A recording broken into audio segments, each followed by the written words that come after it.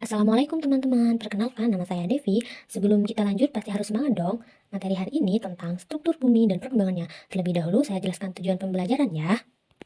Tujuan pembelajaran yang pertama yaitu peserta didik mampu menjelaskan lapisan struktur bumi, dan yang kedua peserta didik mampu menjelaskan penyebab terjadinya bencana alam.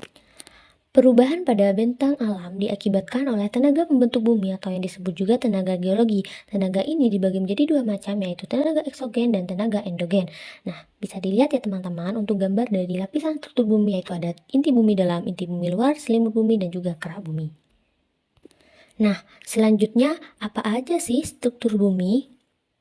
Yang pertama yaitu karakteristik lapisan penyusun bumi. Bayangkanlah kamu mengupas kulit telur rebus yang sudah matang, dan kulit telur ini merupakan bagian telur-telur, sama seperti bagian telur bumi yang disebut dengan kerak bumi. Nah, bagian ini adalah yang paling tipis seperti juga kulit telur kan? Pada lapisan inilah kita tinggal beserta semua keluarga kita dan lingkungan hidup di sekitar kita. Nah, tebal lapisan kerak bumi yaitu 5-70 km.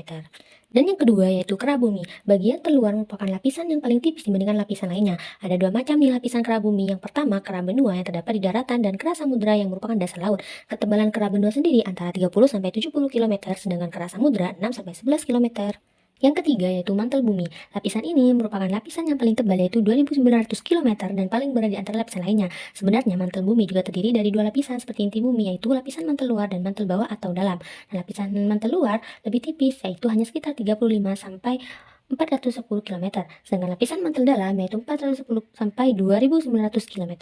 Yang keempat yaitu inti luar bumi. Berbeda dari kerak dan mantel bumi, lapisan inti luar adalah salah satunya lapisan yang terdiri dari cairan yang pekat yang disebut cairan magma. Tidak ada air di sini, cairannya terbuat dari lelehan besi dan nikel. Ketebalan lapisan ini adalah 2.900 km sampai 5.100 km.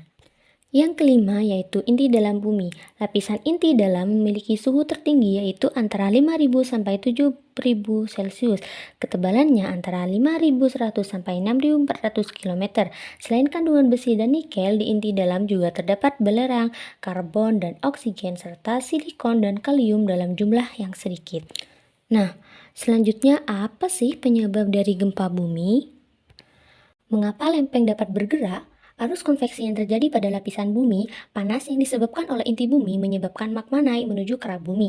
Nah, sehingga lempeng bumi bergerak. Bila lempeng bergerak, maka sejumlah energi akan dilepaskan berupa gelombang seismik atau yang kita ketahui yaitu sebagai gempa bumi. Nah, kesimpulan pada materi ini yaitu bumi yang kita diami ini tidak selamanya sama. Tanpa disadari, bumi mengalami yang namanya perubahan. Penampakan bumi menunjukkan perbedaan bumi kita dalam rentang waktu sekitar 300 juta tahun. Lempeng bumi mengalami pergerakan sehingga dapat menyebabkan pembentukan gunung, gempa bumi, gunung berapi, daratan baru, dan sebagainya. Baik, terima kasih teman-teman. Assalamualaikum warahmatullahi wabarakatuh.